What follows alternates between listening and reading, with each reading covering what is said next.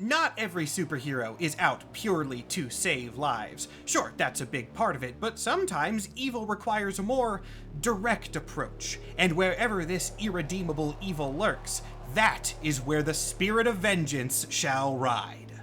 Ghost Rider is a very iconic Marvel character who's taken a lot of different forms over the years, but despite all of these iterations, most of us still have a general idea of what Ghost Rider's deal is. He is a demon-possessed biker with a cool ride and fire powers who punishes sinners wherever they may be.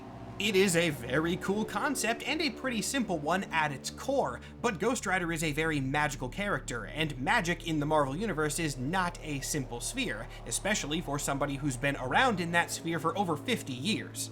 So what's Ghost Rider's deal? What are the in-universe explanations for these incredibly strong powers and the demonic forces behind them? That is what we're going to be diving into today. Hey guys, Sir Superhero cutting in to the Sir Superhero video.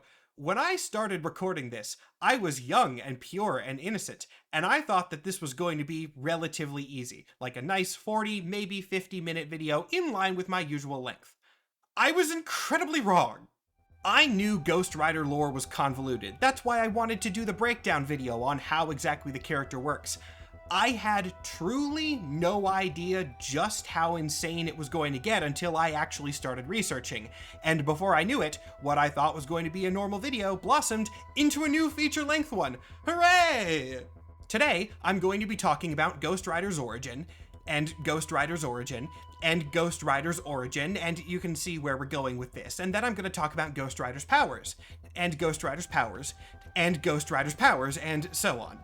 For being a character that you can elevator pitch as Demon Biker and then leave it at that, there's layers to this, and those layers fight each other constantly. Come along with me in this video where I will journey to the lowest pits of hell, and then out of hell, and then back to hell. I'm not going to do this bit again. Point is, things are going to get messy, but we will start off a little bit easier. To begin, let's go over some baseline information about Ghost Rider. Just the most simple stuff. Surely this isn't going to get complicated, like, immediately, right? First off, Ghost Rider is not a unique character's name, it's more of a title. And actually thinking about it more, it's not really a title, it's more of a classification. Marvel has three main Ghost Riders: Johnny Blaze, Danny Ketch, and Robbie Reyes, but the ranks of them do not stop here. There are a lot of Ghost Riders. There have been entire comics written about just how many Ghost Riders are out there. The characteristics of individual riders can vary quite a bit, but they do have a connecting thread between them. So if you asked me to answer in simple terms, what is a Ghost Rider, I would say a Ghost Rider is someone empowered by a magical being called a Spirit of Vengeance. This raises another question immediately: what is a Spirit of Vengeance? And if you asked me that, I would say that a Spirit of Vengeance is a type of magical being that empowers a Ghost Rider. If you think about how those two answers interact with each other, you can see a problem arise immediately. This Spirit of Vengeance problem is like the core reason why Ghost Rider lore is so convoluted. Marvel has never really been able to nail down what exactly they want the Spirits of Vengeance to be, and whenever they get what seems to be a solid answer, it's bound to change again in a couple of years. What I'm going to try to do now is give you the best answer that I've got based on decades of history. It'll probably change again, but I'm gonna do what I can. I'm going to start piecing all this together by going back to the beginning, which seems obvious, but in comics is not always the way to go. In this case, our beginning is in 1972, a comic called Marvel Spotlight number 5, which is the first appearance of Johnny Blaze Ghost Rider, and actually this type of Ghost Rider in general. I have to put this type in there because there was another character at Marvel named Ghost Rider in the 1950s, but he was a cowboy unrelated to all of the other Ghost Rider concepts. He was just a different man, and they would later rename him to Phantom Rider. He will not come up for the rest of this video. I just have to point out, 1950s Ghost Rider not connected to anything later. No part of this is going to be easy on me today, is it? Okay, so the first Ghost Rider, for our purposes, is Johnny Blaze, the one who is most known, but his origin has some really different parts to what Ghost Rider is commonly known as today. I'm going to speedrun the basics of this, but Johnny Blaze is a motorcycle stunt rider following in the footsteps of his adopted father. At some point, he finds out that his dad has a fatal disease, and looking for a way to cure him, turns to dark magic. He performs a ritual and successfully makes contact with Satan. And take note of that name, this figure is not called Mephisto, it is not somebody nebulously unnamed but implied to be the devil. No, they call this guy Satan all the time. Johnny Blaze is making a deal with the literal actual devil from the Bible. Johnny makes a deal with the devil on the condition that he will become Satan's servant after the deal has concluded. Shortly after this, his dad dies anyway, not from the disease, but from a motorcycle crash. This happened because Johnny was kind of dumb. See, the exact specifics of the deal that Johnny made was that his father would, quote, be spared from the deadly disease that was killing him. So then Satan just made sure that he died in a different way before the disease could get to him. This fulfilled the requirement of the deal, and Johnny was screwed. This is where Ghost Rider's origin begins to diverge a little bit from how he's known in the modern day. The whole punishing sinners bit wasn't in this comic at all. In fact, in the original appearances, Johnny wasn't even stated to be possessed by a demon. According to the original lore, rather than being bonded to any kind of supernatural entity, Johnny was just cursed, a regular, normal old curse, and the main part of this curse would be that every night he would transform into the Ghost Rider. It was treated more like a werewolf thing than anything else. The ultimate goal of this was that the Ghost Rider would then be the servant of Satan. However, Satan wasn't able to get his hooks into Johnny entirely because of how much Johnny loved his girlfriend or something. I don't know, this isn't really important. Point is, Johnny was not fully under Satan's control, but he would still turn into this demonic form. The rest of these few issues are not then about Ghost Rider serving Satan or punishing sinners. Instead, they're about Johnny going on the run from that. He just bike rides across the country, turning into a monster at night, and using his weird, ill-defined demon fire powers to fight crime on occasion. Satan chased him down all the while, sending monsters and minions to break Johnny's spirit so that he could reclaim his soul. And for the last few issues of Marvel Spotlight, that was Ghost Rider's whole thing. It wasn't a terribly complicated concept, he was just a cursed biker riding across the country being chased by the devil. Here's the thing though, Marvel Spotlight was an anthology series. It would change focus characters every couple of issues, and was often a way for Marvel to test out new ideas with the fans. This one was a hit with the fans, to say the least, and Ghost Rider immediately got his own self-titled comic, which ran for 80 issues. This is where we get to see Ghost Rider's powers get developed a lot more. The comic changed the nature of Johnny's curse in 3 big ways, which I will present in, let's call it, order of relevance. First off, the trigger for Johnny's transformation shifted entirely. Originally, he would turn into the Ghost Rider at night, every night, outside of his control. Now, in this comic, he would still not have control over the change, but rather than happening every night, Johnny would automatically turn into the Ghost Rider whenever he was in the presence of danger.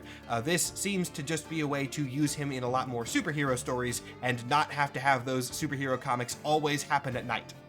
As for more lore-affecting changes, the Ghost Rider comic also started to slide Johnny's origin away from actual religious figures, changing the devil that he had made a deal with from biblical Satan to Mephisto. Now, I get why Marvel did this. I completely see why they wouldn't want one of their rising star superheroes to be canonically empowered by the villain of America's biggest religion, but the introduction of Mephisto is the first thing that really complicates Ghost Rider lore. Remember, when Johnny's original deal happened, I drew specific attention to the fact that it was not just a nebulous, unnamed devil, it was named character Satan. And so what this canon shift established is that it was Mephisto pretending to be Satan, which is weird. See, Marvel as a universe doesn't often dive into which religions are correct or wrong, again, for very understandable reason. All of them are generally present, there are a lot of gods and a lot of cosmic entities out there, and the general rule is just kind of hand-waving and saying, if you're in the Marvel universe, whichever religion you believe in the most is the one you will be judged according to. Unless you're like a really bad person, then you're gonna go to some form of hell regardless. This makes enough sense, right? Probably best that the writers leave it there. So why do I call it complicated for Ghost Rider purposes? Well, it's because under this system, biblical sense demons and angels do exist in the Marvel Universe. Satan is a character who will show up on a lot of occasions. So this means that Mephisto, one nebulously religious demon entity, was pretending to be Satan, a more defined religious demon entity. By this status quo shift, Satan does exist, but Ghost Rider is no longer connected to him. All of that has been retconned. Ghost Rider was cursed by Mephisto. Right now, this is not too complex. Trust me, I'm bringing it up now because it's going to get a lot worse in a bit. Okay, now, the third big change from this Ghost Rider series. Yes, all of that was still just the second one. Oh boy. The third big shift is that this is where the demon possession angle gets established. Right towards the end of this series, the comic establishes that Johnny's powers don't come from a regular curse. Rather, what had specifically happened to him was that Satan, who was actually Mephisto, had bonded his soul to that of a demon named Zarathos. The origin of Zarathos as a character is well developed right from the jump. I thought a lot of this would be established later, but no, the original Ghost Rider series gives us this whole story in Zarathos' first appearances. Zarathos was not simply a lesser demon, not an underling of Mephisto or anything like that. Rather, Zarathos was a very, very powerful demon and an ancient rival of Mephisto. Ghost Rider issue 77 shows us Zarathos centuries ago with his own cult that's just sort of nebulously indigenous American and Mayan and Aztec all jumbled together. It was the 1980s, they weren't doing their research when it came to cultural representation, so oh well. Mephisto is pissed off that Zarathos is gaining power because whenever souls are sacrificed to Zarathos, they get devoured and thus don't go to Mephisto's nebulous hell realm where he believes he has some sort of claim over them. So he ends up tricking Zarathos, defeating him, and imprisoning him in a crystal. Zarathos' physical form is trapped there, but as long as Mephisto has the crystal in his possession, he can direct Zarathos' soul to do whatever he wants, and frequently uses him as a tool or pawn. You can kind of guess where this is going. The original deal Johnny made resulted in Mephisto bonding Johnny Blaze's soul to the soul of Zarathos. Before we move on, I have to call back to something I said 10-ish minutes ago, which is that a Ghost Rider is someone empowered by a spirit of vengeance, and a spirit of vengeance is a being that empowers a Ghost Rider. So, does this mean that Zarathos is by definition a spirit of vengeance? And, no, not yet, at least. The term Spirit of Vengeance actually barely shows up in this original Ghost Rider series at all. The first mention of it I could find was issue 67, so fairly late in the run, and even then, it's not really a lore point, it's marketing. Issue 67 is like a retelling of Ghost Rider's origin for new readers, and they just start calling him the Spirit of Vengeance on occasion as a tagline more than anything else. Zarathos is a spirit of vengeance because he's a spirit who likes vengeance. It's not a righteous or divine role, his powers don't work better on sinners, it just sounds cool, and it's a neat way to describe the character. For much of this series after the demon possession retcon happens, Ghost Rider is almost treated like a sort of magical venom symbiote situation. Johnny Blaze is a guy, he has powers from the demon inside his body, but the two don't really like each other and often fight for control. Johnny usually runs things, but Zarathos is mad about the situation and has a whole complicated plan to earn his freedom from Mephisto. If Zarathos can gain control of Johnny for long enough, then he can pilot Johnny in the Ghost Rider form, find the crystal that contains his soul, break it, and then abracadabra, he's free to go take over Earth again. This is what the grand finale of the series is all about. Zarathos does manage to find the crystal that contains a lot of his power, but of course Johnny wins in the end, and the comic concludes with the soul of Zarathos being returned to the crystal as well. This means that all of the demonic influence is purged out of Johnny's body. He's not the Ghost Rider anymore, he's just a normal guy. This was the actual end of Johnny Blaze for a while. He got to live a normal life for quite a few years. As decently well known as the character is now, there was not a single Johnny Blaze appearance from 1983 to 1990, and the 90s would bring a lot of changes. In 1990, Marvel released a new rebooted Ghost Rider series with a new issue 1. This comic also being the first time that Ghost Rider is referred to as the Spirit of Vengeance in a lore-relevant way. Here's the thing though, that's not Johnny Blaze. The man you're looking at right now, despite looking almost exactly like the original Ghost Rider, is in fact the second Ghost Rider, a man named Danny Ketch. Danny got the Ghost Rider powers when he was on the run from some criminals and found an abandoned motorcycle and then touched the glowing gas cap on that motorcycle, and then he just turned into the Ghost Rider. Weird, but it will get explained eventually. We have now arrived at the point where the lore is going to get really messy really fast, and it's all because of this stupid gas cap, which of course was not actually a gas cap.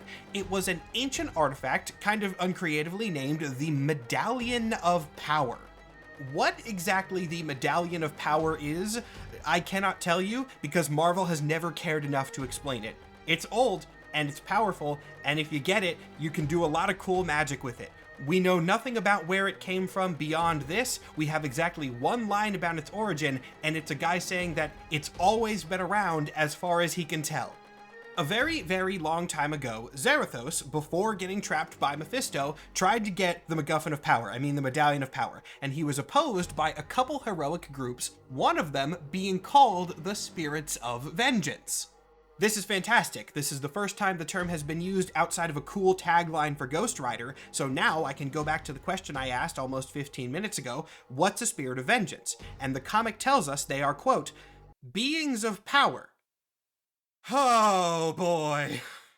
Thank you, Marvel, for that incredibly good bit of background. That's gonna help me out so much. Anyway, the comic goes on. It does not elaborate on who the Spirits of Vengeance were, but it does say that they fought Zarathos, and as a consequence of their battle, them and Zarathos were somehow sealed inside the Medallion of Power. The Medallion of Power was then deemed to contain too much power. God, I hate this comic. And so it was shattered, with the different pieces being sent to different parts of the world so that it would never again be reunited. Of course, those pieces then started turning up centuries later. Complicating this even more is the fact that the shards are not purely physical things. They somehow got magically bonded to the families of the people who were protecting it originally. I don't know entirely how this works. They use the phrase spiritual bloodline a lot, so maybe it's like a magical fate thing where the descendants of the originals are more likely to find them. I don't know. Point is, the people who find the medallion chunks in the modern day are the descendants of the old ones.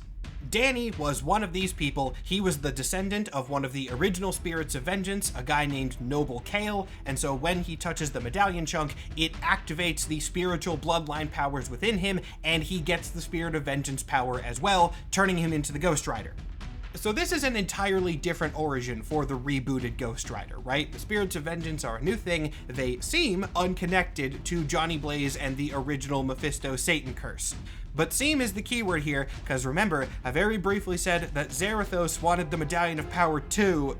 So I'm going to present the timeline of this as best I can here. You're going to have to bear with me. Zarathos gets trapped in the medallion with the Spirits of Vengeance. He is not a Spirit of Vengeance. At this point, we're not even really sure what a Spirit of Vengeance is, but Zarathos is in there with them as well. When the medallion is shattered, one of the little shards has the soul of Zarathos in it.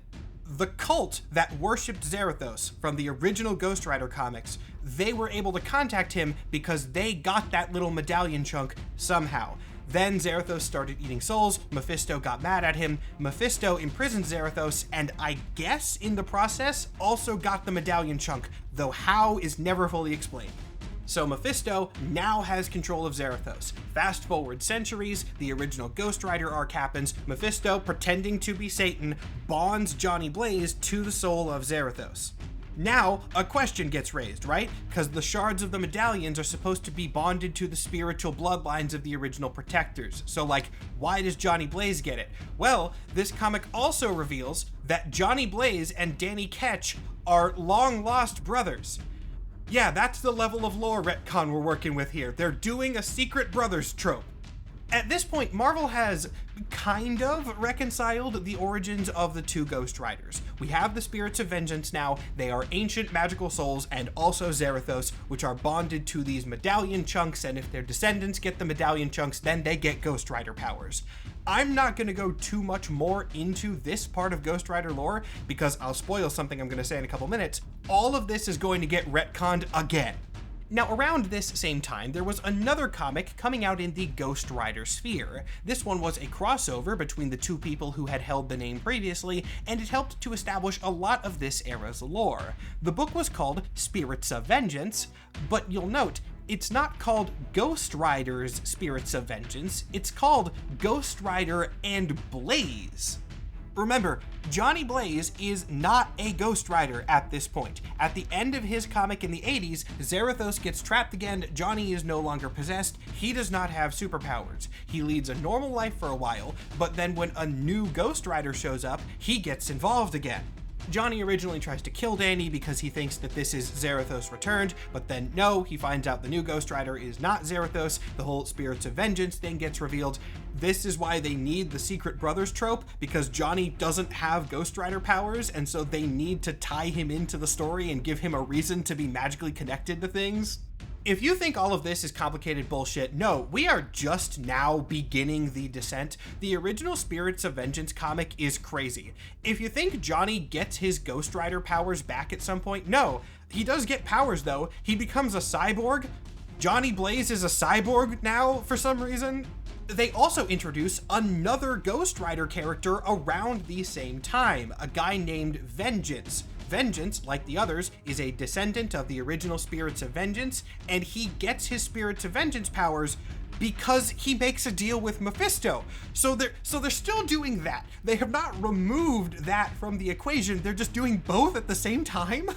I, for the life of me, do not know why they decided to write this the way that they did, because it is baffling and it's really hard to explain succinctly. They should have just retconned the whole thing, but they didn't do that, so now I have to try to explain it. Here we go.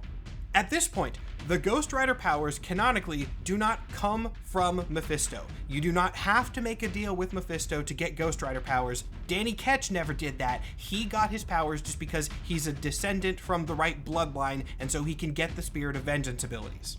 Johnny and Vengeance also have Ghost Rider powers. Their powers also come from their bloodline.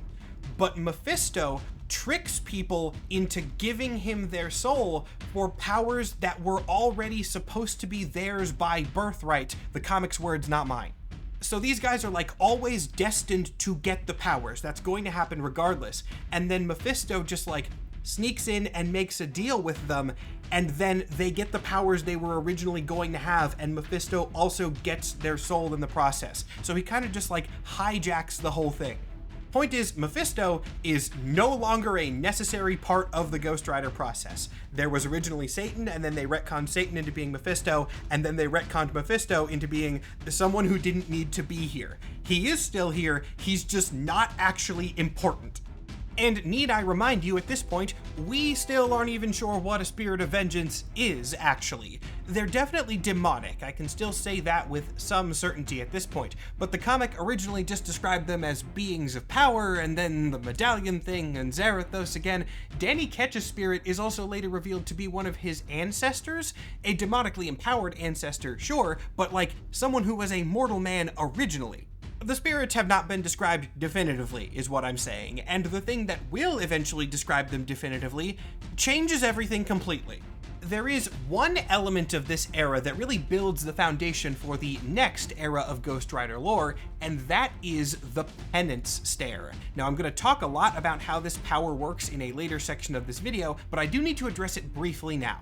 The Penance stare is Ghost Rider's vengeance ability. First used by Danny Ketch, the quick way to explain it is that he can hurt people based on how evil they are. He looks into their eyes, he judges their sins, and that determines the strength of the attack. The addition of this ability cements Ghost Rider as having the punishing sinners theme. That was something that did exist in the character at this time. Now, with that established, we are at a turning point in Ghost Rider lore. Actually, I think you can split up this character's lore very definitively based on before and after the arc that I'm about to tell you. So, before we get there, I do want to add one more thing. I think it would benefit us to just recap everything up to this point. I'll keep it quick, don't worry. Long ago, there were people called the Spirits of Vengeance. Some of them seem to be demons, some of them definitely are not demons. It's kind of unclear which is which, but point is they were around and they were magical. They fought Zarathos over the Medallion of Power. All of them kind of lose because they get trapped in the medallion, which is then shattered.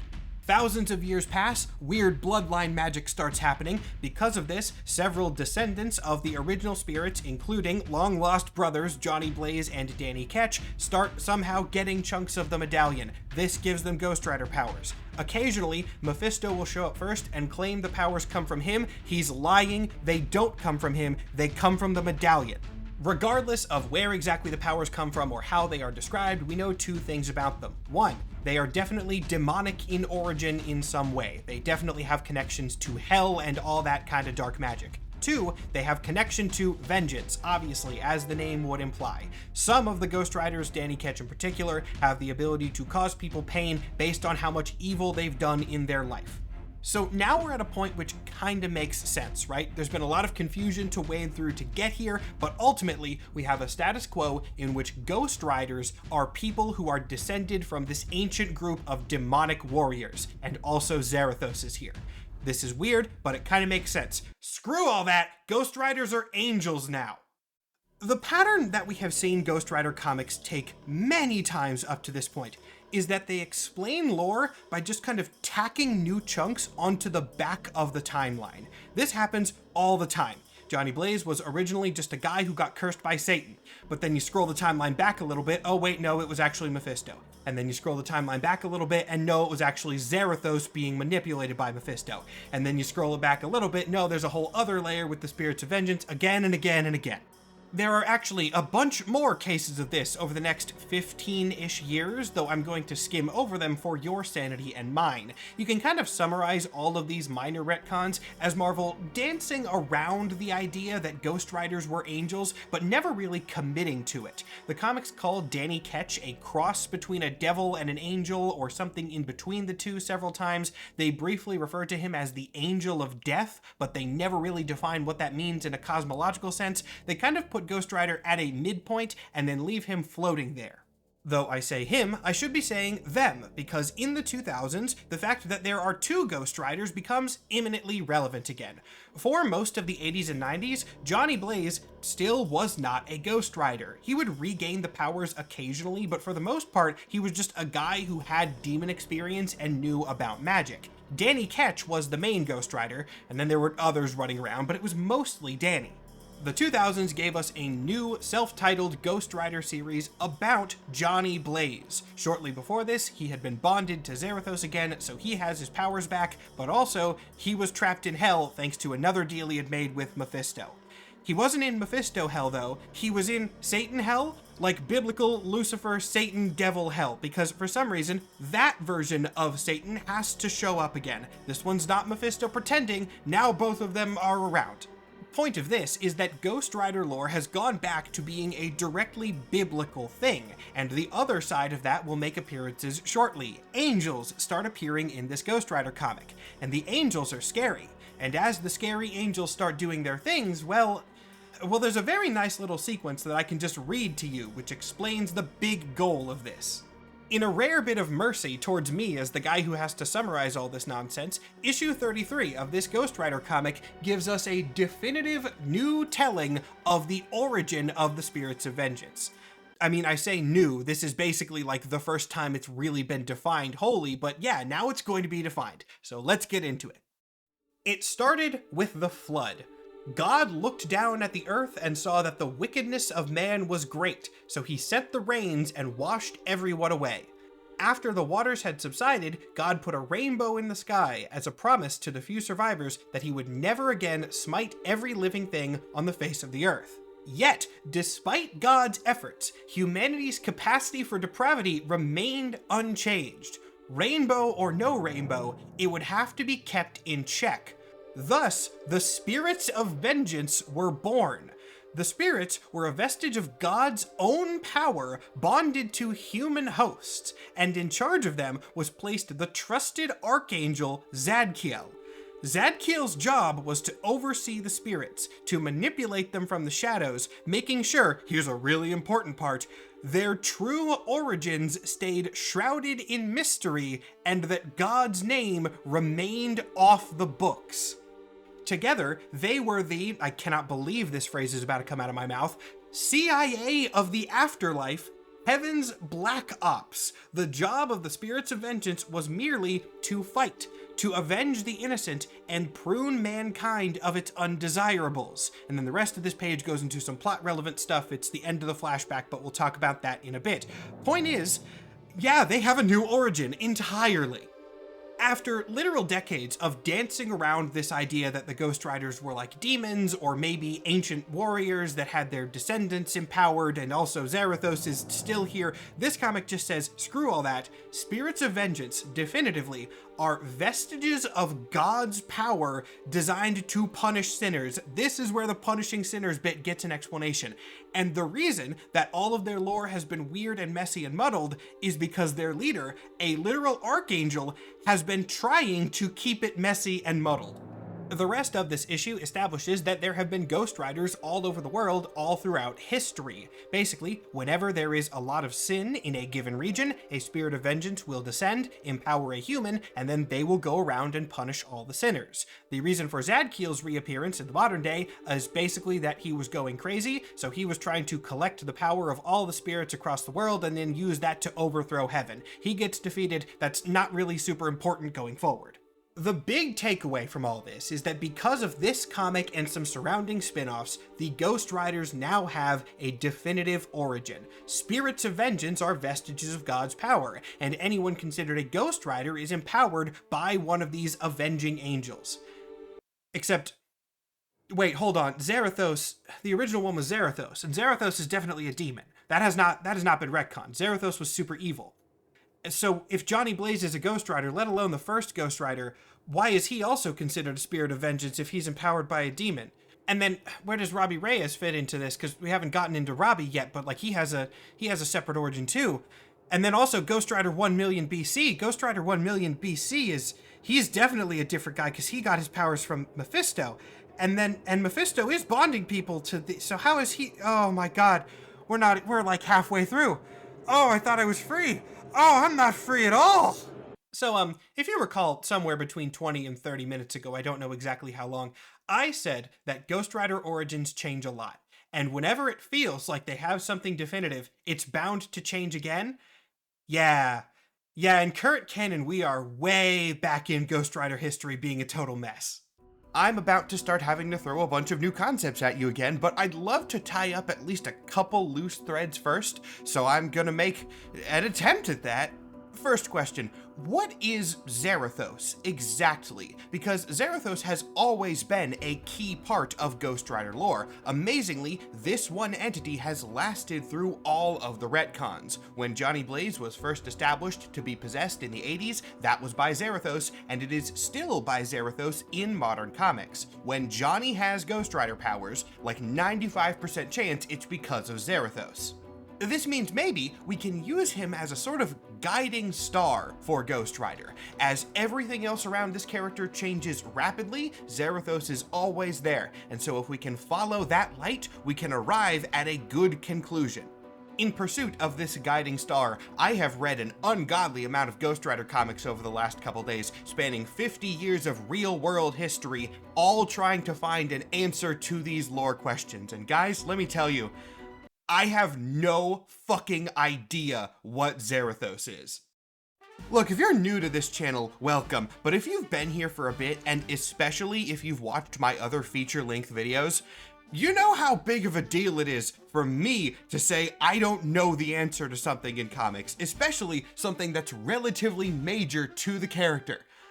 But yeah, guys, I got no clue, and I think it's because Marvel also doesn't know.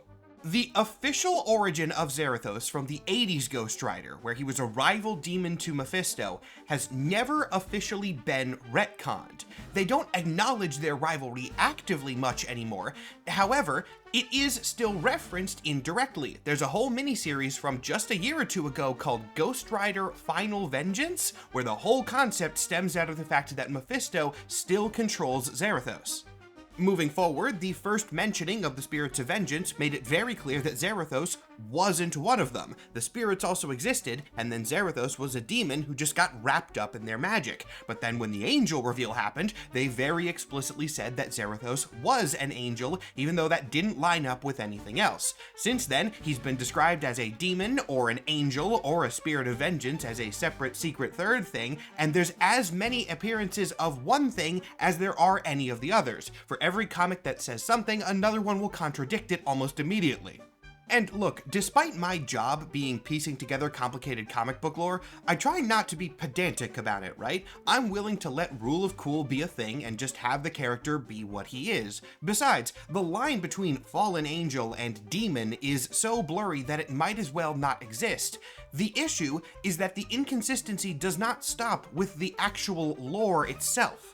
The personality and even just general vibe of Zarathos also changes just as much. Sometimes he is written as a megalomaniacal demonic supervillain.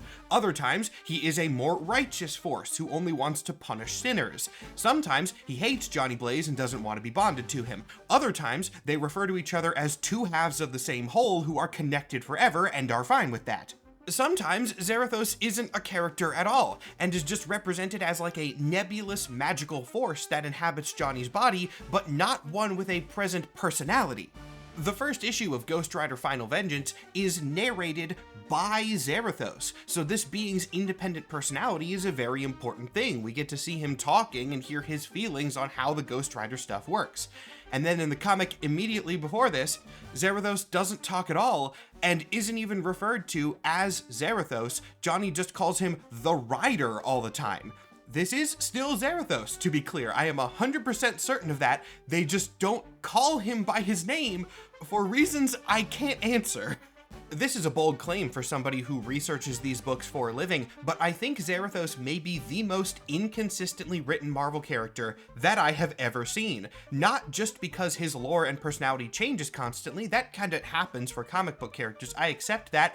It's just made worse by the fact that it is never explained. Most writers who get their hands on Zarathos seem to just treat the Spirit of Vengeance as whatever they need for the story, and so he appears completely differently every single time.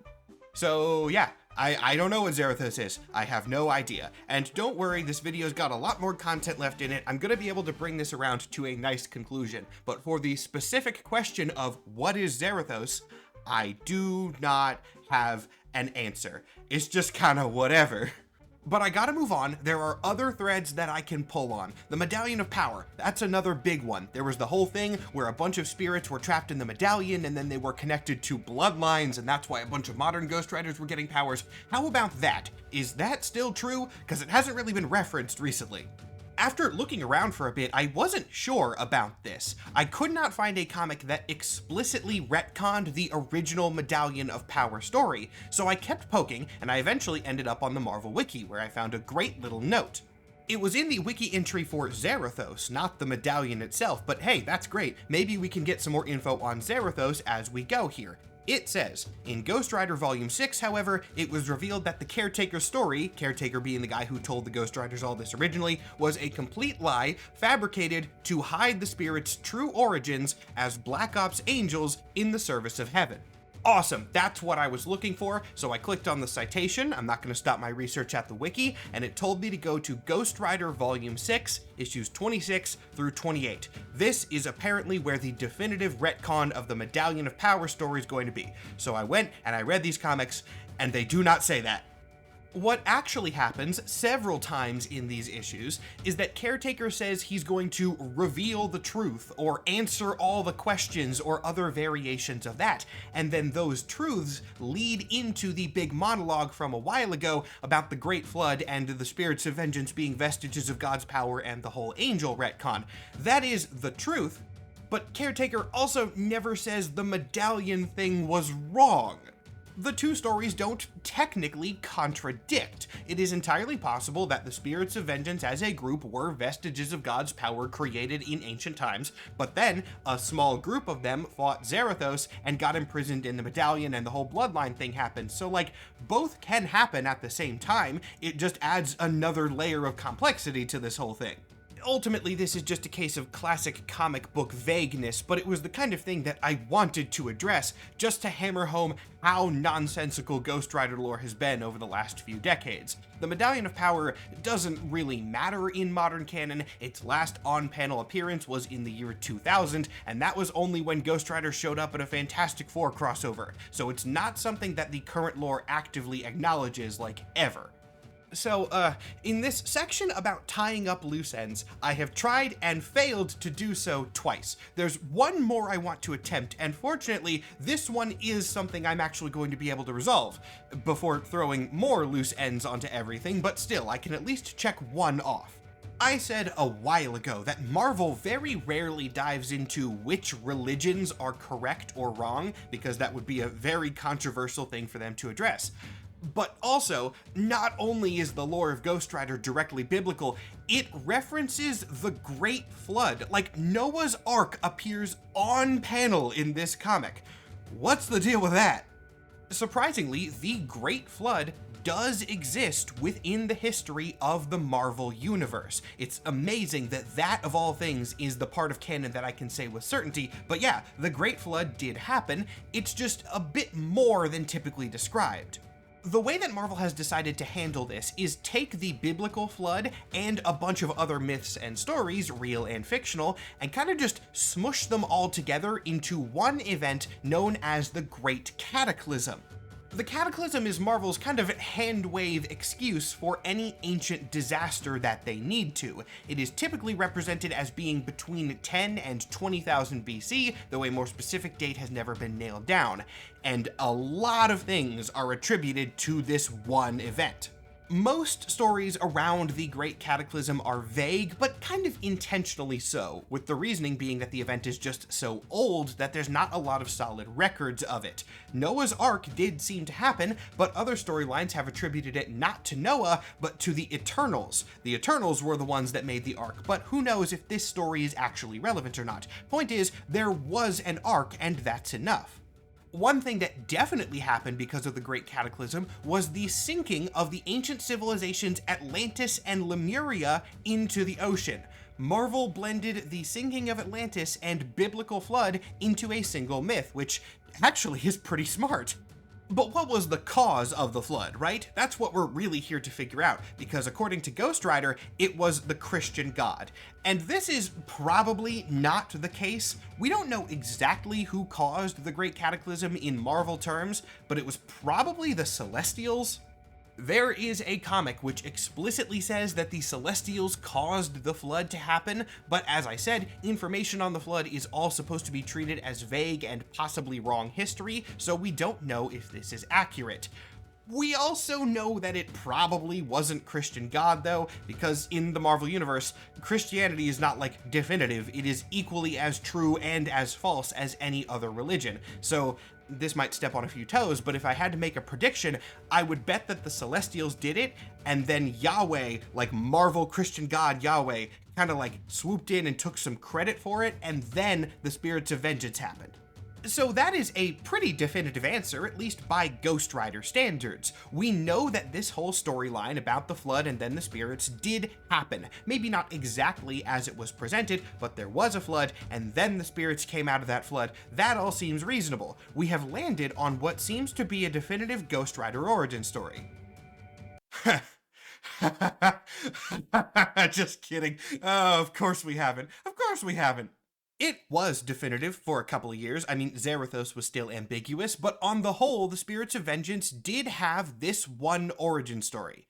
I keep coming back to the promise I made a while ago, though, that whenever it feels like Ghost Rider has a solid origin story, give it a couple years and it will become entirely different. This time, it got changed not by a Ghost Rider comic, though, but by an Avengers comic.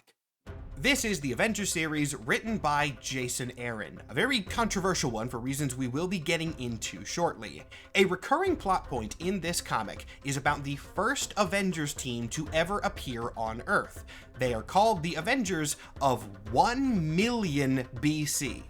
Now, I'm not an anthropologist or a historian, not of the real world at least, but from my extremely basic research, it seems like humans definitely weren't around in 1 million BC. My sources that I found, again, extremely quickly, say that humans as we understand them today happened around 200,000 BC, so 1 million is well out of that range.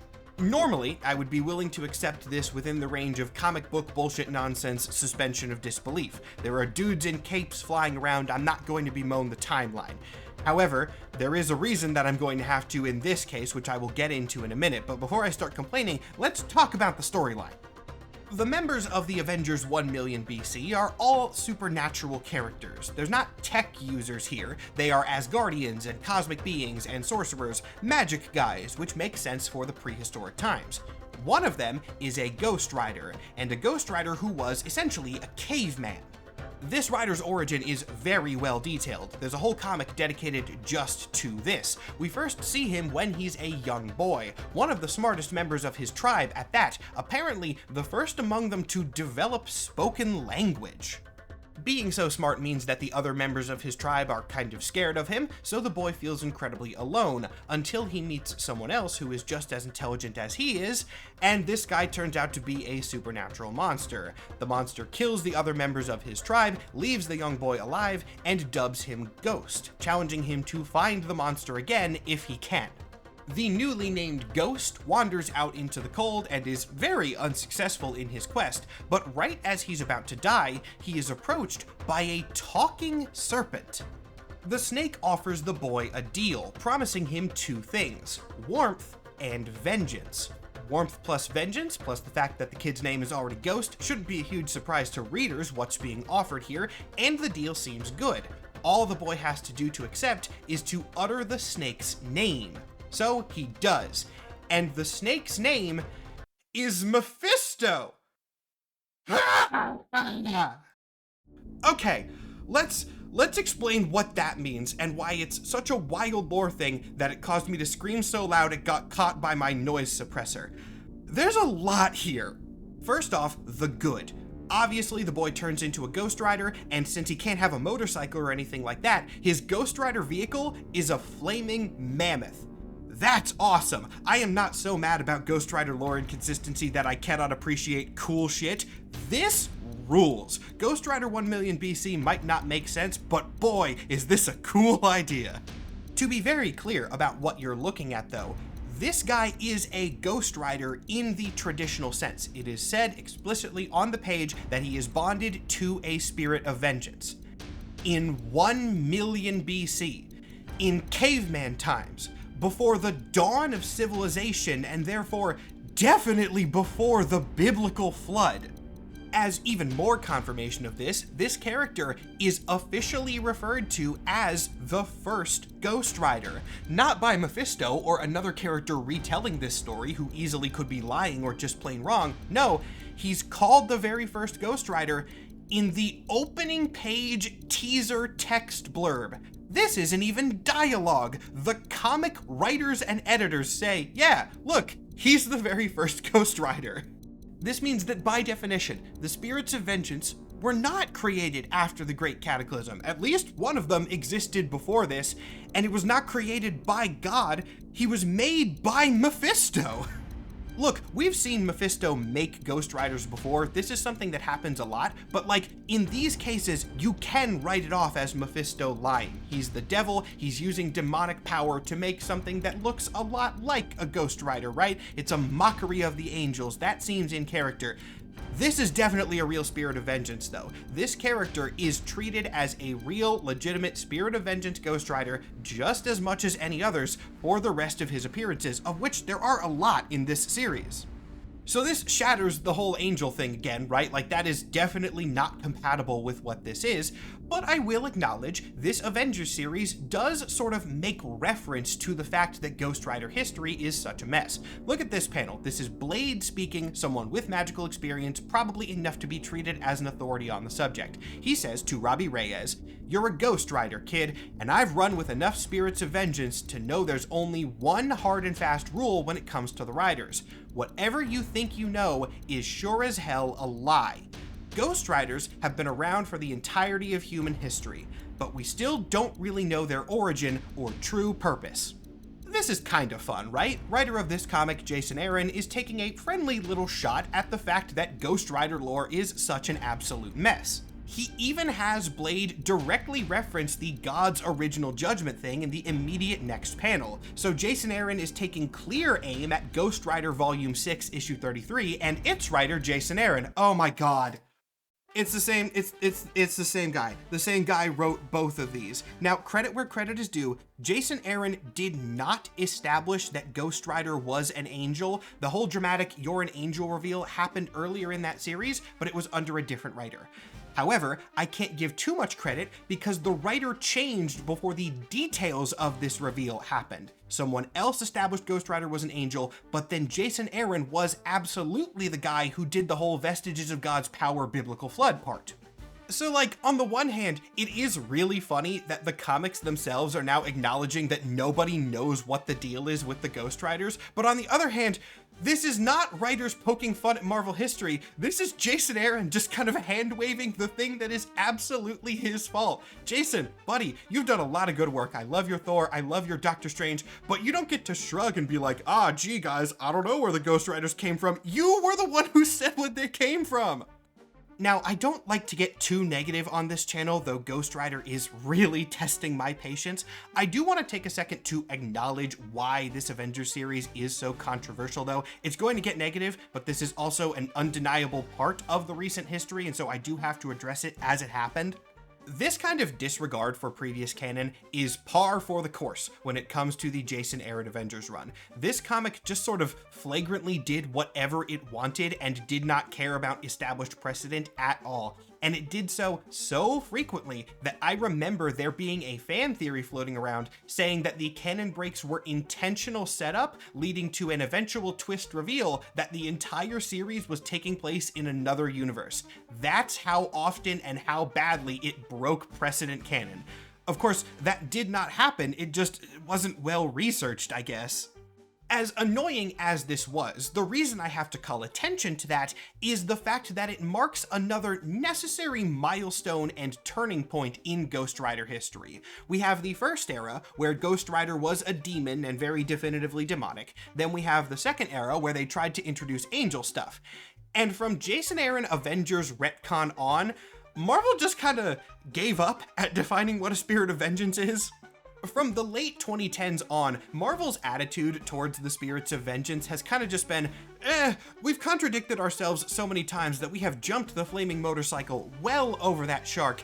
Nobody knows what a Ghost Rider is, and it doesn't really matter, so they can be anything, why the hell not? Now, like almost an hour into this video, we have truly reached that circular reasoning thing that I promised right at the beginning, where a Ghost Rider is somebody empowered by a spirit of vengeance, and a spirit of vengeance is a being that empowers a Ghost Rider. This really is the best summary that I can give you of how Ghost Riders work in current canon. It's weird, and it is nonsensical circular reasoning, but it kind of works because even Marvel acknowledges this. All pretense that these things make sense in continuity has been completely abandoned, and Ghost Riders are now characters 100% fueled by rule of cool. They have some shared features, of course, Hellfire vehicles, the Penance stare, and the general theme of punishing sinners, but spirits of vengeance can kind of be anything, and Ghost Riders are now defined by their shared characteristics, not a shared history.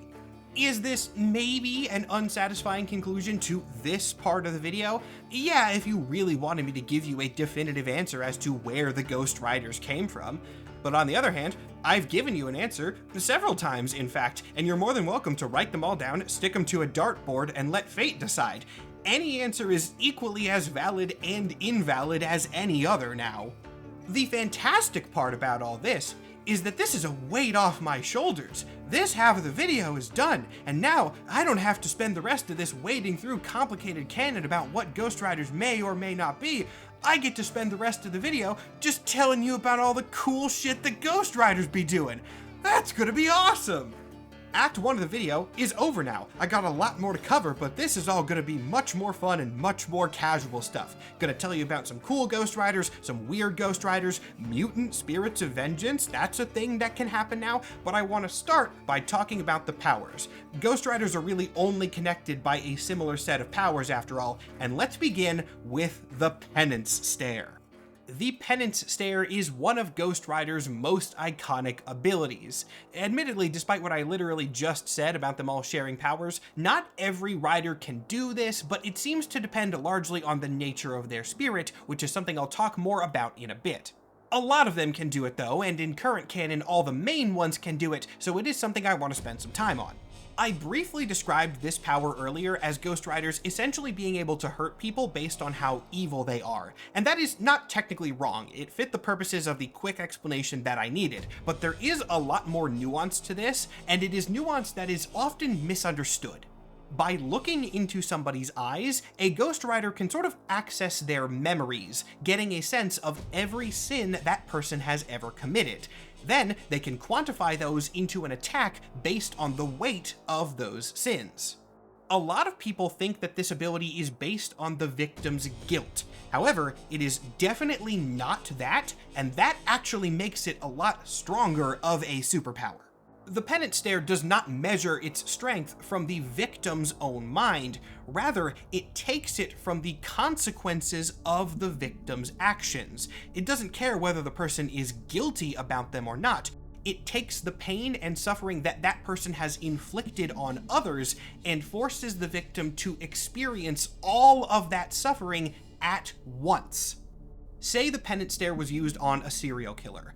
Regardless of how that killer felt about their own actions, they would experience not only the suffering of all the people they killed, but also the suffering of those people's friends and family and loved ones. It takes everything, and that means people who have done a lot of evil are getting even more evil back than what they themselves committed.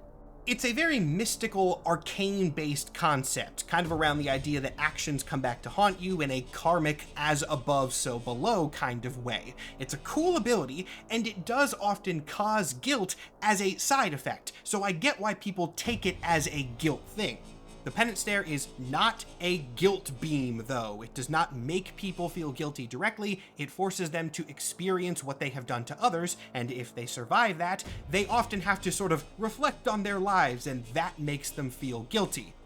There is one really notable exception, though, which breaks all of this, and yeah, some of you were probably expecting me to address it.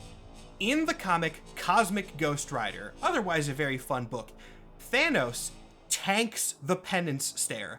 Not only does he tank it, he apparently enjoys it so much that after capturing the Cosmic Ghost Rider, he forces him to give Thanos a daily dose of Penance Stare every morning because he enjoys it so much. Now look, I know just a couple minutes ago I said that Ghost Rider was a rule of cool character now, and that was the baseline by which everything has to be judged. Oh, this is really stupid though. I don't like this because it doesn't make any sense, even with the rule of cool logic. They explicitly say that the reason Thanos enjoys the Penance Stare is that he doesn't regret his actions. He is an insane psychopath and he enjoys what he's done, and therefore Ghost Rider forcing him to experience all that suffering is great. It is a pleasant experience. That certainly does make Thanos seem like a cool, edgy, strong guy, which a lot of comics are written for the express purpose of. The problem is that if that's how the Penance Stare works, it's useless. What a bad superpower for somebody to have. I can hurt you, but only if you regret the things that you've done? So many supervillains don't regret the things that they've done. Ghost Rider becomes immediately so much less cool if this is how the power works. What's he gonna do against any psychopath or anyone who doesn't feel remorse?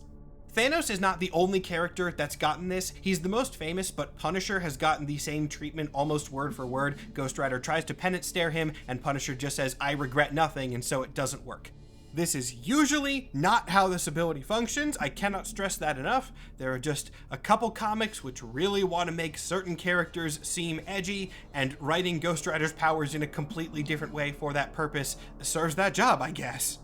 So with the way Penance Stare actually functions, it should be an incredibly overpowered ability, and yeah, it kind of is, but it does have weaknesses, the main one being that it is the Penance Stare. Ghost Rider can't do this from range, and he has to look into the victim's eyes to make it work. Some villains have exploited this on occasion. Sadly, I don't think I can show it on YouTube because it is like a real gross body horror thing, but there was one case where a villain made specific cybernetic eyes to counter Ghost Rider, and when the Rider tried to use Penance Stare, it didn't work because he wasn't looking into the dude's actual eyes, and then the robot eyes shot out of the dude's face as an attack, luring Ghost Rider in and then hitting him where he was vulnerable. Very cool.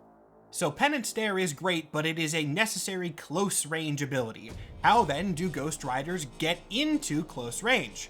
Well, they got another power. We all know what it is. They're not called Ghost Walkers after all. Let's talk about those vehicles.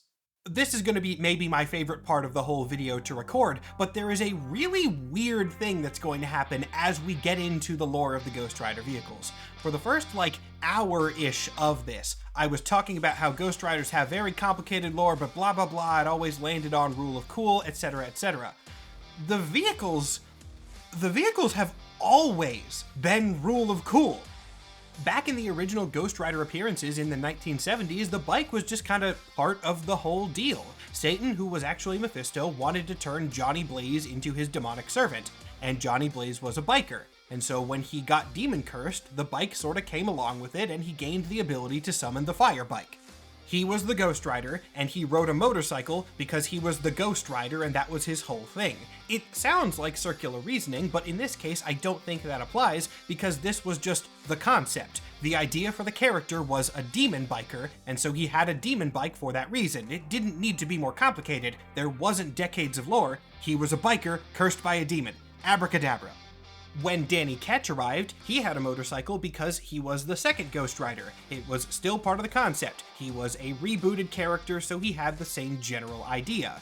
The lore reason for him having a bike was that the Medallion of Power was bonded to said bike. He got the medallion because it was on that gas cap, and then the bike came along with the curse. Future Spirits of Vengeance keep up this pattern for a bit of just getting a bike because Johnny had a bike. In the case of Vengeance, one of the next spirits introduced, this is very explicitly the case. Mephisto shapes this spirit's form, and he does so to be a dark mirror of Johnny Blaze Ghost Rider. He literally says, "You ride a bike because he rides a bike, and I want to make you like him." This is what I mean by saying it was rule of cool from the start. Amazingly, despite all of the retcons and all of the attempts to explain every part of Ghost Rider lore, most of which went nowhere, there is no canon reason why Spirits of Vengeance like vehicles so much. They just do. As Ghost Rider got more comics and more variations on the character were introduced, the power of the Hell Cycle just sort of expanded along with Ghost Rider's popularity. There's not a definitive reason for this, at least not one that I can find. Ghost Rider's ability just evolved from bike to vehicles. Riders are not even bound to a single vehicle anymore.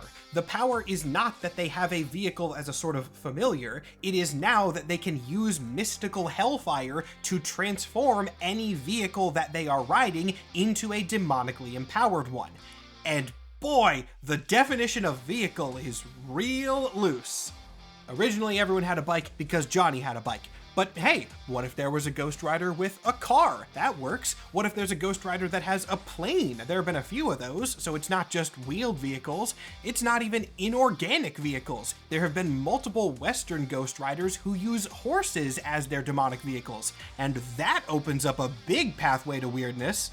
If animals can be vehicles, then any animal somebody is riding can be a Ghost Rider vehicle too. I already showed you 1 million BC who rides a mammoth, and if somebody's riding a mammoth, why can't they have more fantasy-inspired animal vehicles? Johnny Blaze rode a giant spider as his vehicle once. And if animals can be vehicles, people are basically just smart animals, right? Why can't people be Ghost Rider vehicles? And guess what? They absolutely can. If a Ghost Rider is sort of mounted on the back of a person, they can charge them with Hellfire.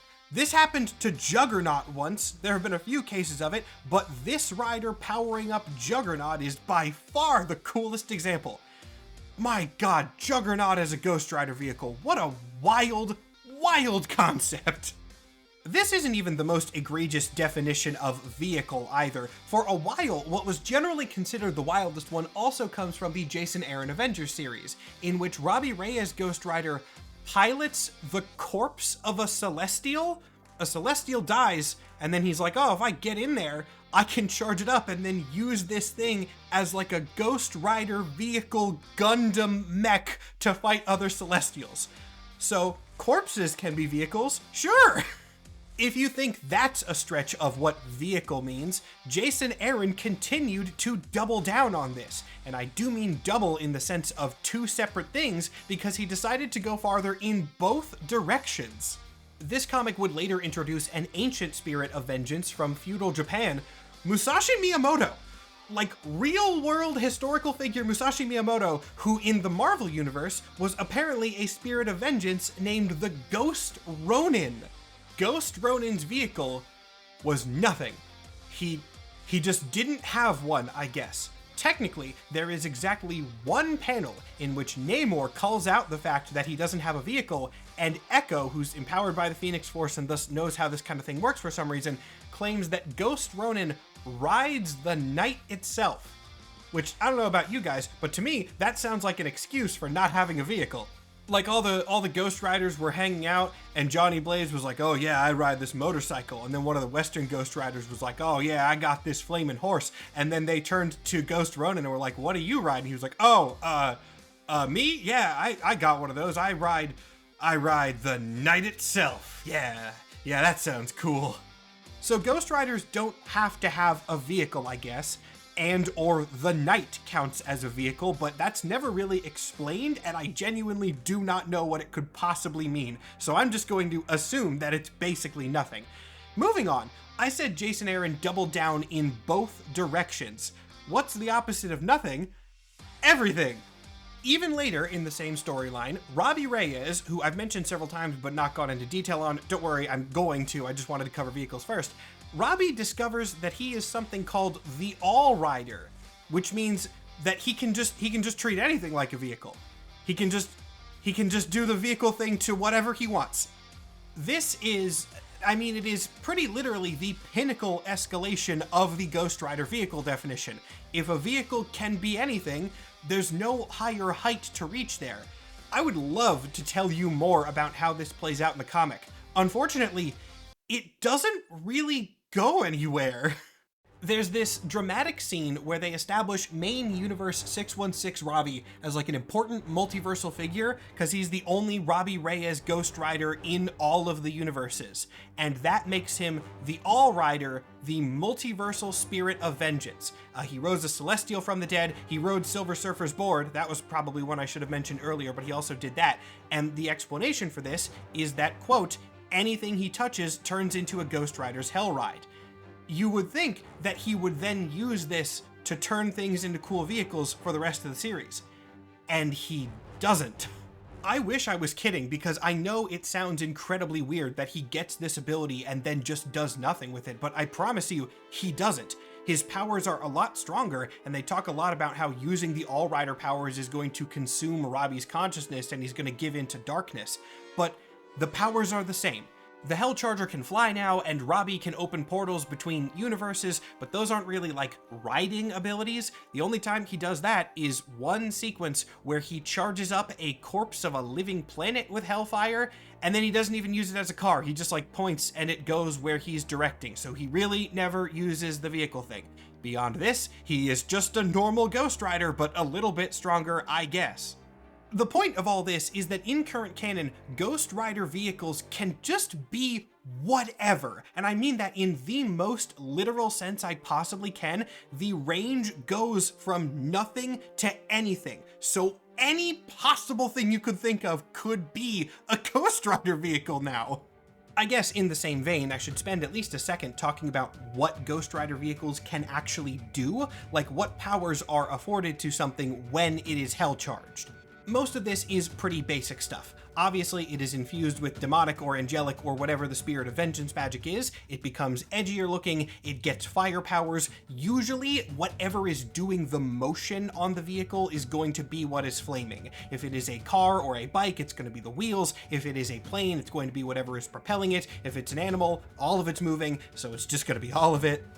These hell vehicles do not have to follow the laws of physics. Oftentimes they can move up walls, sometimes they can fly, and a Ghost Rider can control their vehicle once they have already charged it. Importantly, a Ghost Rider has to be in the proximity of a vehicle to charge it initially, but once they have made that bond, they can control it from a distance.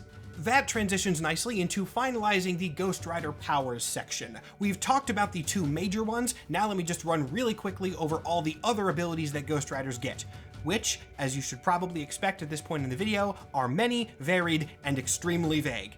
When empowered by a Spirit of Vengeance, people get a large host of standard superhuman abilities, enhanced strength, speed, durability, etc.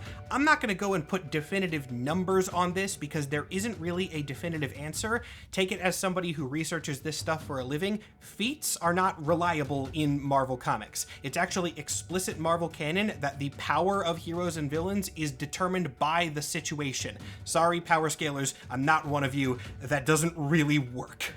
In addition to the standard superhuman set of powers, Riders also have the standard magical set of powers. Even though the exact origins of Spirits of Vengeance can vary a lot, all of them are definitively magical, and this manifests in their power set.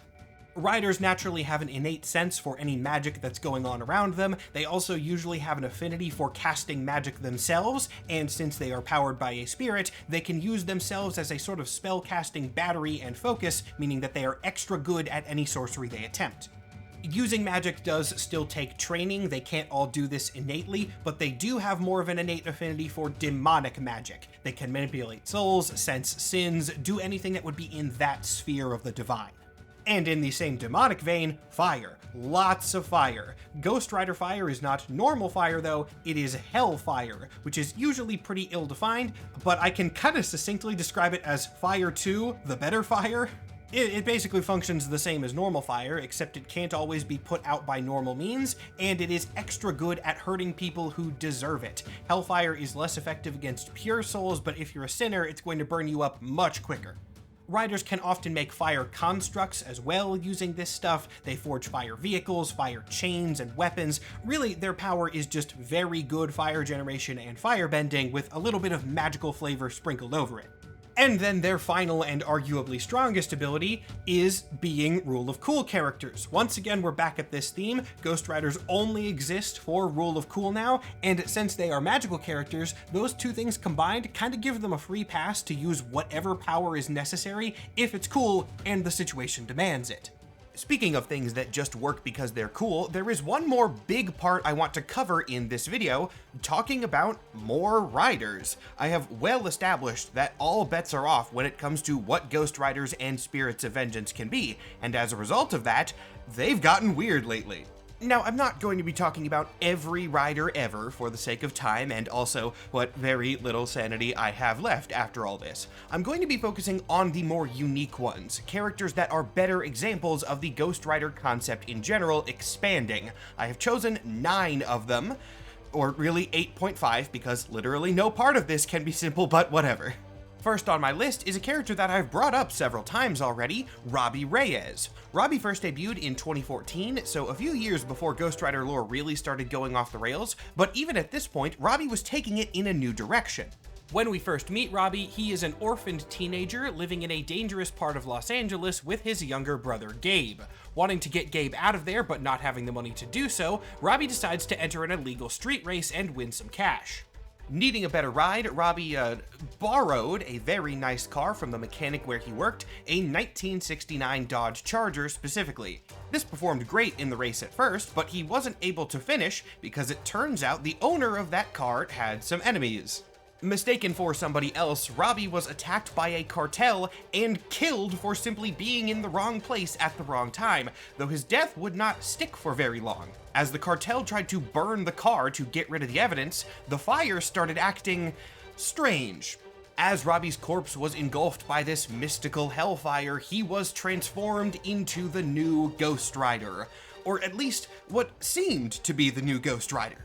Robbie's Ghost Rider form had a lot of the hallmarks of being a spirit of vengeance. He was bonded to the car, now known as a Hell Charger. The car and him both had fire powers. There was also literally a portal to hell in the Charger's trunk.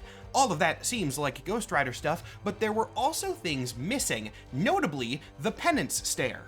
Robbie simply did not have this ability, and remember, this was in 2014, before the Ghost Rider lore got retconned again, when angels were still the status quo. So a Ghost Rider without the punishing sinners aspect, that's very odd.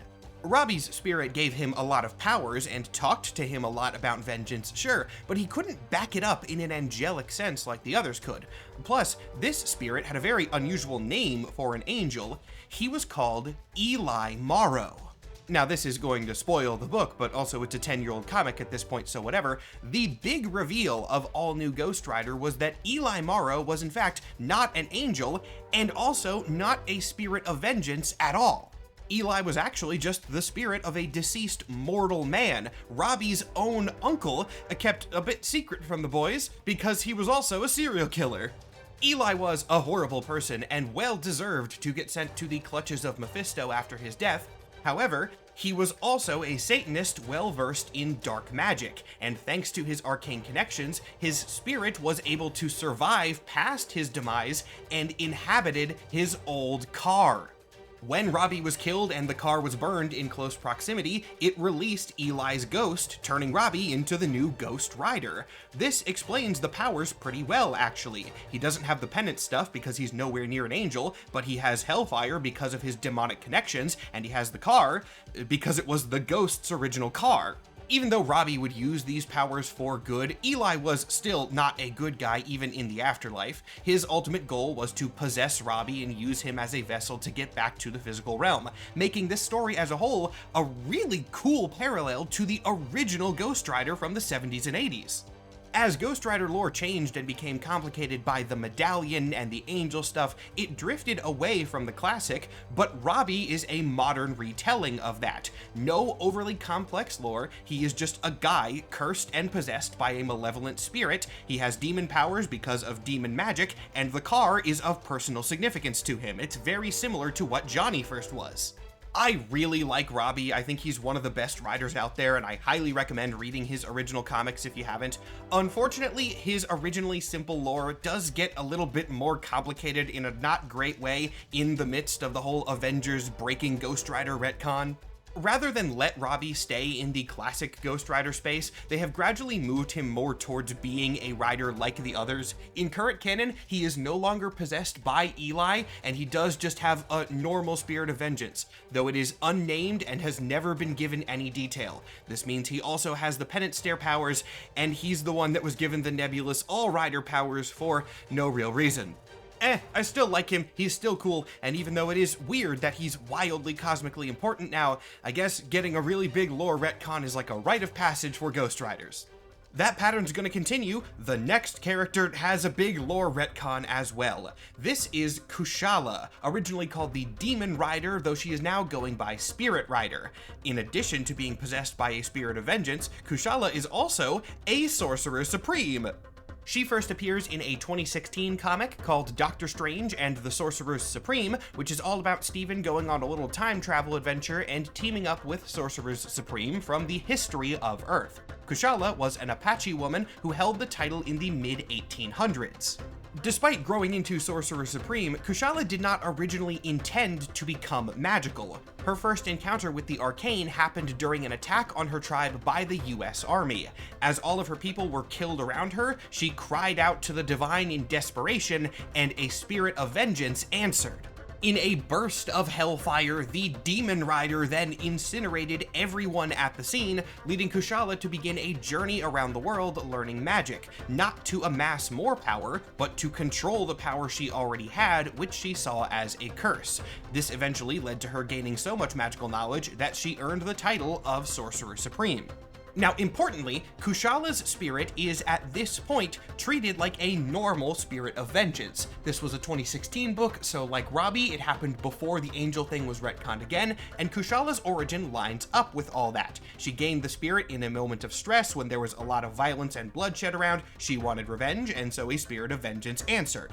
In 2021, though, this changed. This was, of course, after Ghost Rider lore was broken and all bets were off as to what Spirits of Vengeance would be, so Marvel decided why not make this character's lore crazier by orders of magnitude. See, Kushala's Spirit of Vengeance was never given too much personal development. We see her origin, but like, the spirit isn't really a character in this. It lines up with the lore just because of the situation I said a minute ago. Vengeance, bloodshed, all that stuff. The themes make sense, but the actual nature of the spirit was not explored. This left a gap that they could play around with. So, in the Spirit Rider one-shot, they decided to define things, and it turns out that Kushala's Spirit of Vengeance is this thing.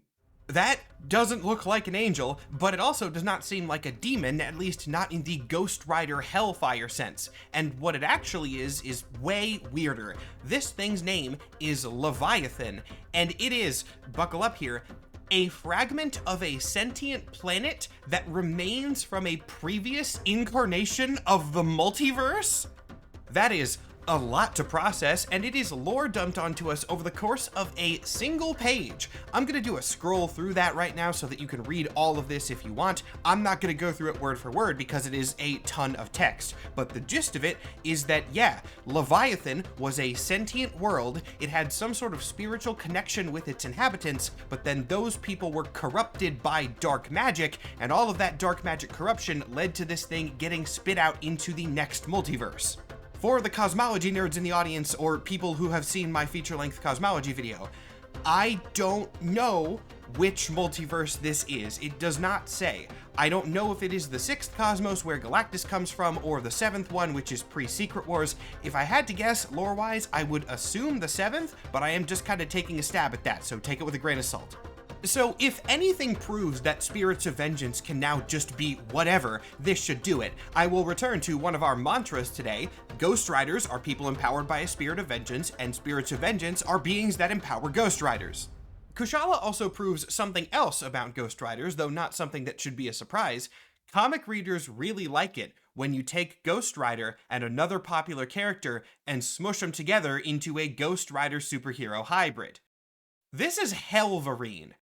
I hope I don't have to explain to you what the general concept of Helverine is. There have actually been a few different iterations of Helverine as a character, simply because this is the coolest rule of cool thing I've ever seen in my life.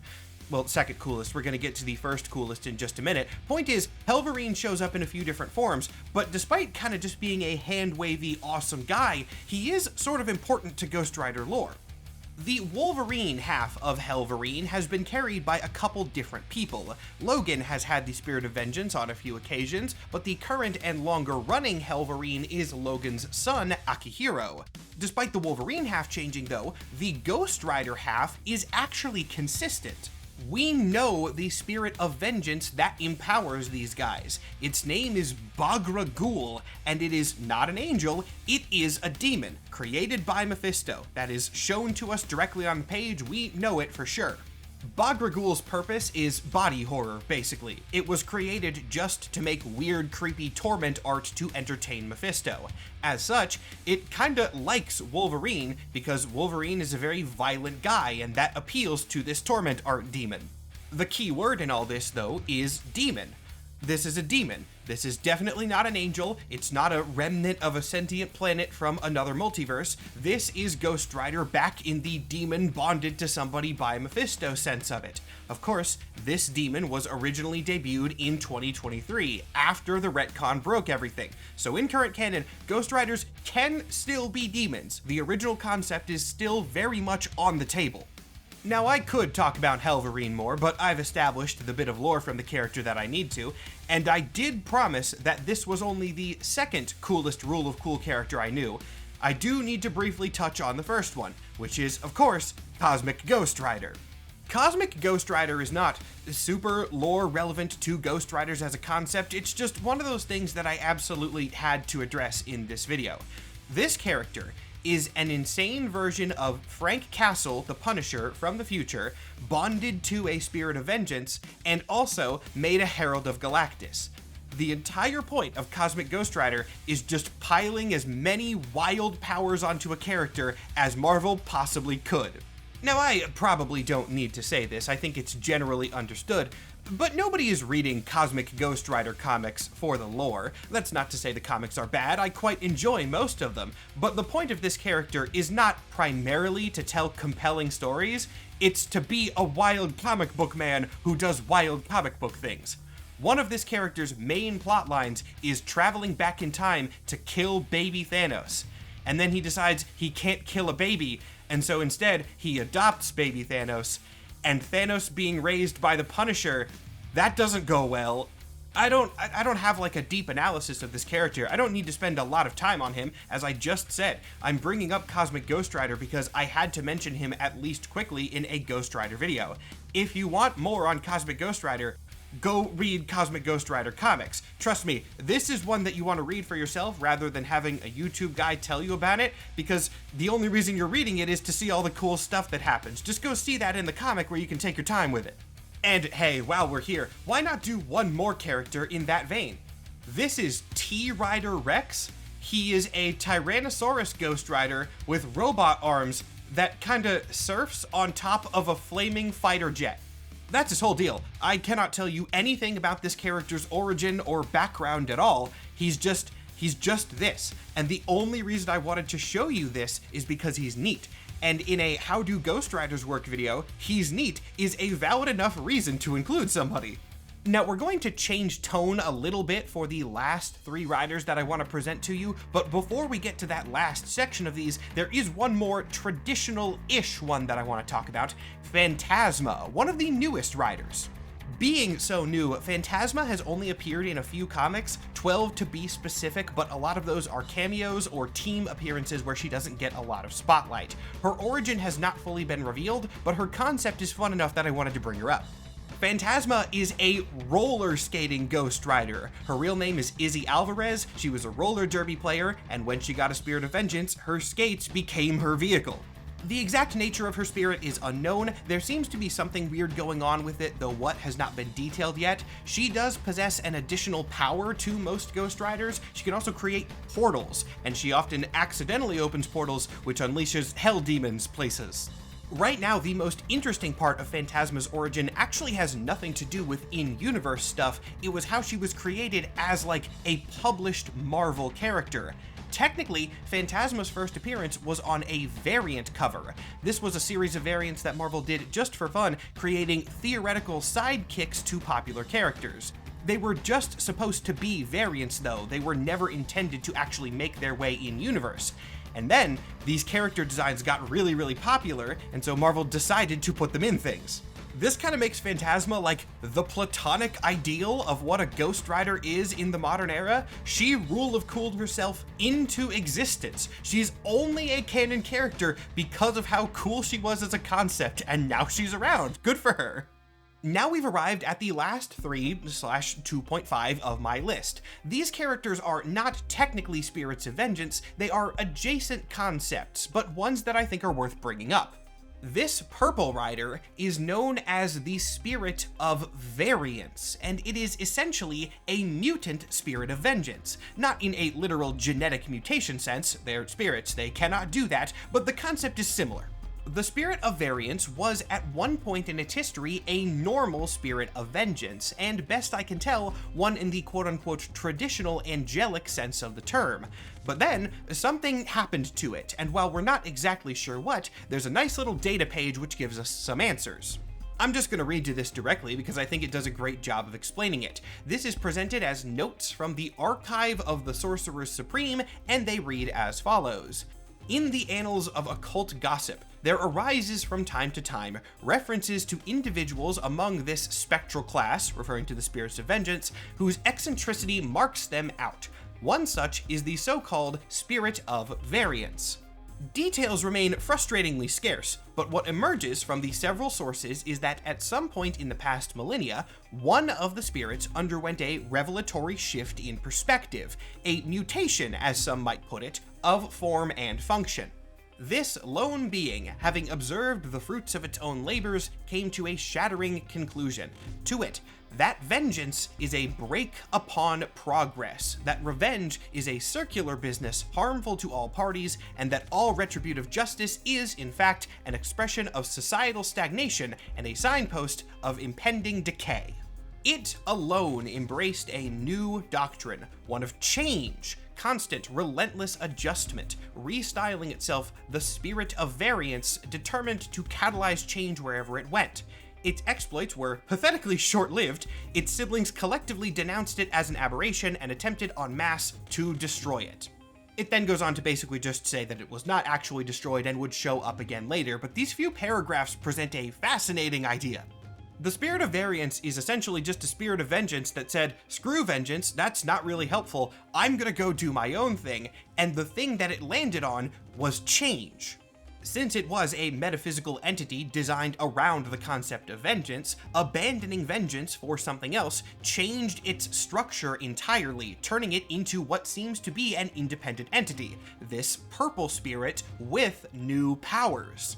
Since it doesn't want vengeance anymore, it does not have the penance stare. Rather, somebody possessed by the Spirit of Variance has a different ability called the Scream of Change.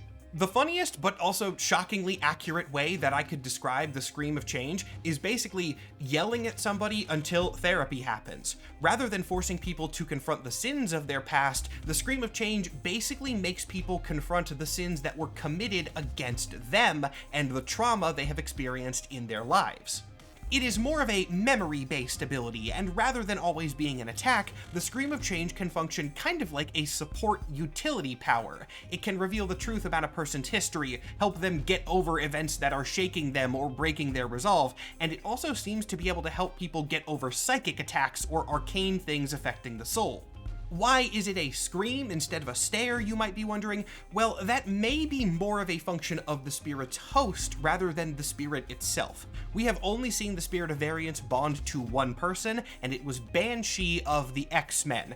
That guy has sonic powers, and when using the scream for the first time, he says that we, referring to him and the spirit, have tailored a new means of interrogation. So this might be the spirit channeling its innate power through banshees, meaning that it's not always going to be a scream. By the way, this is also the spirit that possesses Juggernaut that I showed you earlier, proving very definitively in this sequence that even though their signature ability is more of a support thing, they're pretty good at offense too. The Spirit of Variance also seems, very thematically, to have some sort of adaptation ability, though this is never really detailed. Sadly, the Spirit of Variance doesn't really exist anymore, at least not in a normal way. This is a complicated X-Men storyline way outside the scope of this video, but this whole storyline was kind of unwritten by some weird time travel mutant shenanigans, and the Spirit of Variance, as best I can tell, has never appeared in any other thing outside of this. So I don't know what the deal with it is, but there's also no reason it can't exist in the main universe, we just haven't seen it yet. One alternate type of spirit that definitely does exist currently in the main universe, though, is the Spirit of Corruption. Like the previous one, this one is not a classic Spirit of Vengeance, but it also never was. Rather, this one is a demonic mockery of the spirits. The Spirit of Corruption is a green one, and like some of the Spirits of Vengeance, it is definitely demonic in origin, being created by Belasco. The first chronological appearance of this thing, it throws more complication into Ghost Rider lore, but that, at this point, is not new. I've said that like 20 times in this one video alone. We see the thing and its host appear in a flashback where it kills a Ghost Rider and then says it wants to deliver a message from Belasco to Mephisto to keep Mephisto's Spirits of Vengeance out of Limbo, which is Belasco's realm. So once again, this confirms that Mephisto does do some spirits of vengeance. Like, some of them definitely come from Mephisto. Which ones and how many? I have no idea, but he's doing some of them. The spirits of corruption, of which there are presumably multiple, are Belasco's answer to Mephisto's own spirits. If one demon hell lord gets to have a bunch of spirit minions around a certain theme, why can't another demon hell lord have his own theme of demon minions? The powers of the Spirit of Corruption work very similarly to those of the Spirits of Vengeance, though rather than operating off of sin, they operate off of the target's corruption, which is far more ill-defined. I guess that is slightly different somehow. They also don't always use hellfire. They can, and sometimes do, but Spirit of Corruption powers are often represented as a form of mystical rot and decay, which works well with the general vibe. Like the Spirit of Variance, the Spirit of Corruption also provides its host, referred to as the Death Rider, with a new ability that is their equivalent of the Penance Stare. Rather than being a stare or a scream though, this one is a sword called the Blight Blade.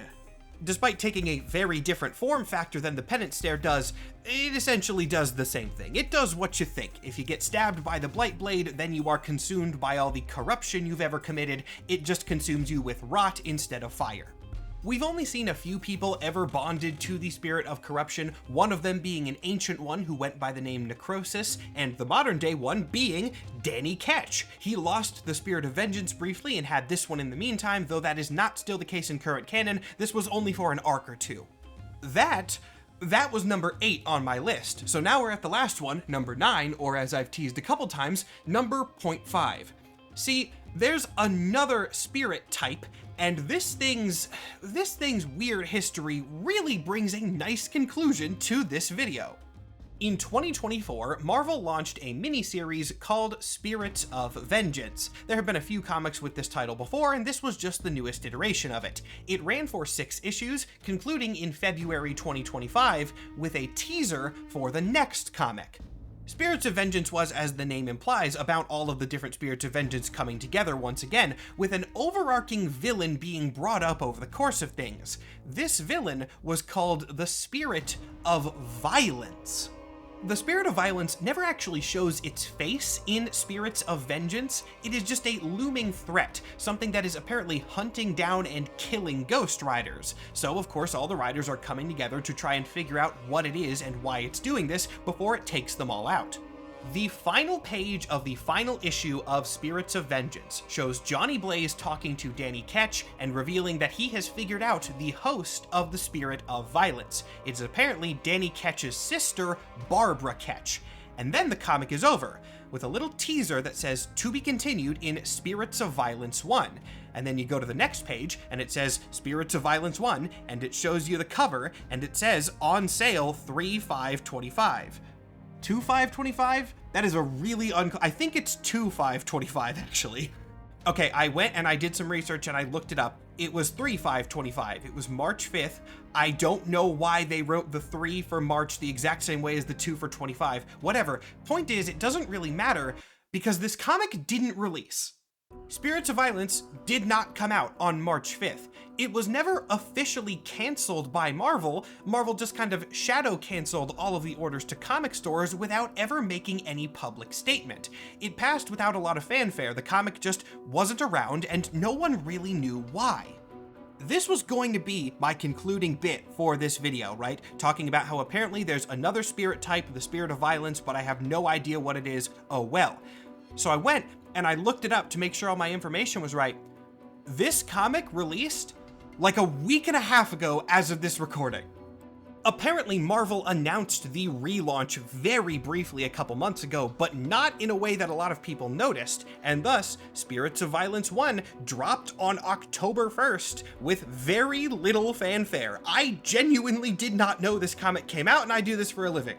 No explanation has been given for the random 7-month delay, and again, at the time of this recording, the comic isn't even available digitally. Marvel just didn't release it digitally at all for reasons beyond me. This comic is not explicit or red banned. It is released as a Teen Plus rated one like most of their other comics. It's just only available physically, which has limited its release range a lot.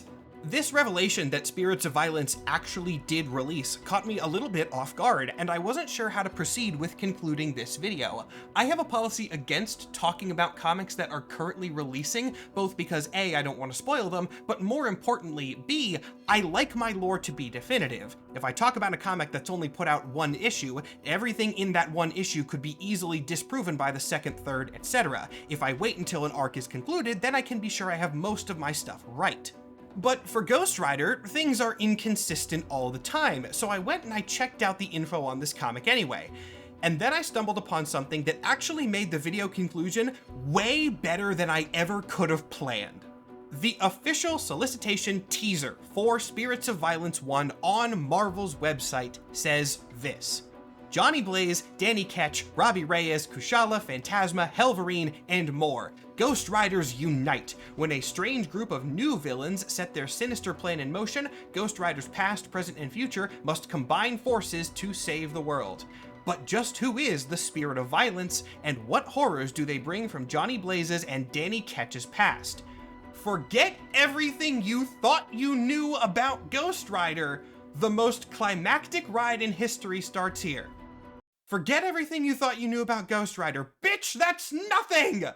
Such a large percentage of this video has been me ultimately arriving at the conclusion many times that I have no idea what a Spirit of Vengeance is. Marvel doesn't seem to know either. And from this teaser for Spirits of Violence 1, I don't think that's going to change anytime soon. Ghost Rider lore has been a mess for years, and it seems that things are just going to keep getting added and added and added. There's new stuff in Spirits of Violence. I have no idea what though. Only one issue has come out and I have no idea what's going to happen in the next ones. However, I can be sure of one thing that will be happening in Spirits of Violence and subsequent Ghost Rider media. Ghost Riders are gonna have cool fire vehicles, and they're gonna shoot people with penance stairs, and it's gonna be badass and cool as hell.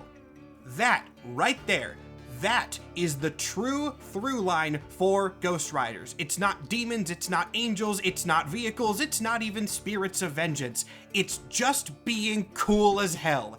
They are Rule of Cool characters. I've said it a lot already, but that's what the conclusion of this is building to. After researching all of this stuff for hours and hours and hours, I have decided that I don't care.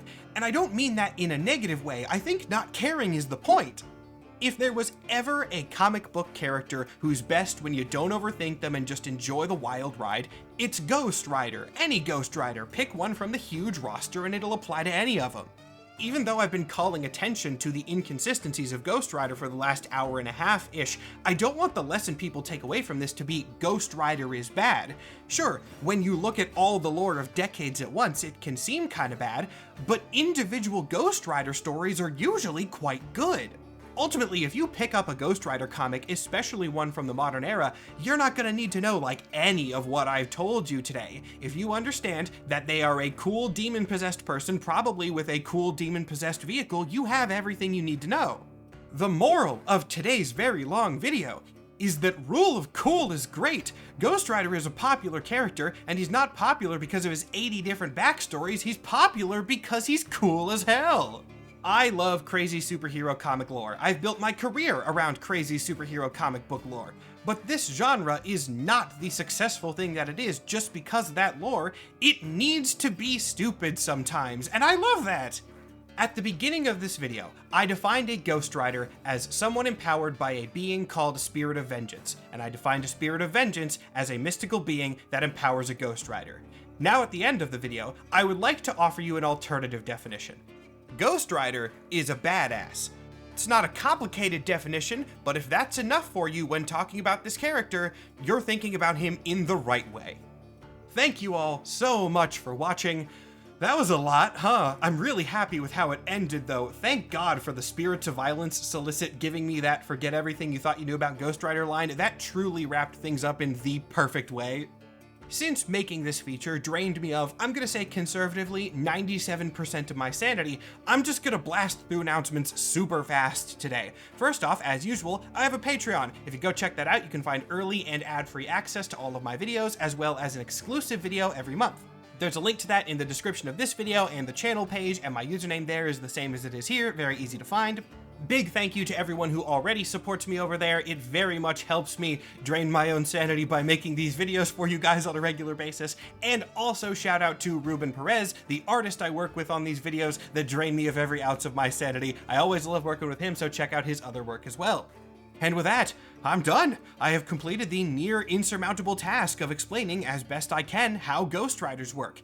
It's gonna change. It's all gonna change. That is the nature of me doing videos about comics in an evolving universe. But you know what? In this specific case, I think I'm fine with that.